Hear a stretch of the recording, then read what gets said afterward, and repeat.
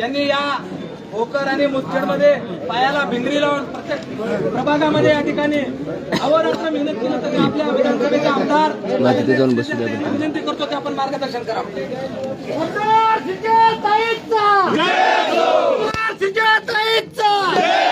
मला भारतीय जनता पार्टीचा तुम आगे पढ़ो, हम तुम्हारे साथ हैं, तुम आगे पढ़ो, हम तुम्हारे साथ हैं. आज या ऐतिहासिक जीतच्या मागे मला असं वाटतं सर्वात मोठा जो वाटा असेल तर वडील म्हणून तर आहेच, माझे वडील म्हणून तर आहेच, पण मला असं वाटतं भोकर, मुदखेड, अर्धापूर या सगळ्यांचा बाप म्हणजे अशोकराव चव्हाण साहेबांची ताकद आपण पाहिलेली आहे. इतके वर्ष ह्या पक्षाला इकडे आज भाजपाला स्थान मिळालेलं आहे भोकरमध्ये आणि नगराध्यक्ष तसेच सर्व आपले नगरसेवक सेविका एवढ्या मोठ्या मतात जिंकून आलेले आहेत. जे कोण पराभूत झालेले आहेत त्यांनी मन छोटं नाही करावं. आपण पुढे अजून काम करूया. नक्कीच त्याच्यावर पण विजय आपण पुढच्या इलेक्शनवर विचार करूया.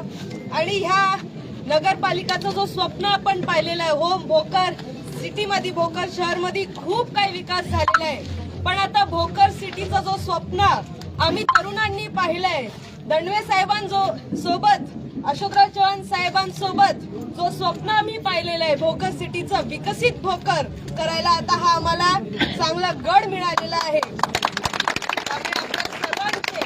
सर्वच कार्यकर्त्यांचे, ग्रामीण भागातले सर्व माझे कार्यकर्ता, माझी युवाची टीम, इथे मोठ्या संख्येत माझी युवाची टीम आहे, त्यांनी भरभरून मेहनत घेतली या इलेक्शन मध्ये. सर्वांचे मी कार्यकर्त्याचे, जनतेचे मनापासून आभार मानते. आपली ही जीत खरंच चव्हाण साहेबांची आहेच, पण ही जीत तुमची सुद्धा आहे आणि भोकरचा विकास करण्याची ही जीत आहे. त्यामुळे ह्या जीतेचं आपण खरंच काहीतरी चांगलं करूया भोकर सिटीचं. आणि माझे मी इथे दोन शब्द थांबवते. साहेबांना आता विनंती करेन, साहेब आपण बोला.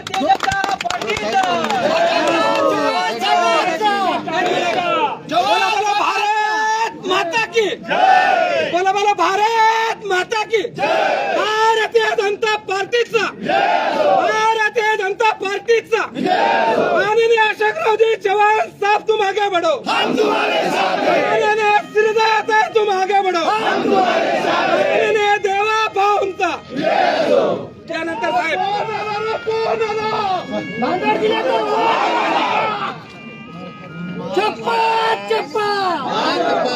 विजयी सभेला त्यांनी मार्गदर्शन केलं आपल्या आवडते आमदार श्रीजा चव्हाण, माजी मंत्री, माजी पालकमंत्री डी.पी. सावंत, आपले प्रभारी त्यांनी पूर्ण वेळ देऊन आपला विजय खेचून आणण्याकरता सहकार्य केलं. किशोर स्वामी, सर्व माझे नगरपालिकेच्या अध्यक्षपदी अतिशय चांगल्या मताधिक्याने निवडून आलेले श्री भगवानराव दंडवे आणि सर्व नगरसेवक, नगरसेविका आणि सर्व सहकारी मित्रांनो, कार्यकर्ते, बंधू भगिनी आणि मित्रांनो, आपल्या सर्वांचे प्रथम मी मनपूर्वक अभिनंदन करतो.